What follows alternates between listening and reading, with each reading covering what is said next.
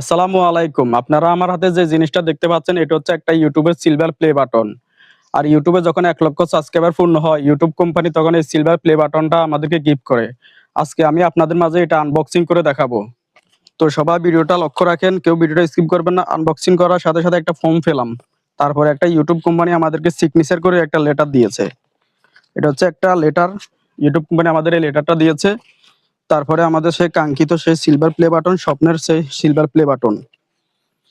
যখন YouTube company আমাদেরকে silver play বাটনটা দেয় ১ লক্ষ সাবস্ক্রাইবার পূর্ণ হলে, এটা কিন্তু আমার সিলভার প্লে বাটন না, এটা হচ্ছে আপনাদের ভালোবাসার সিলভার প্লে বাটন।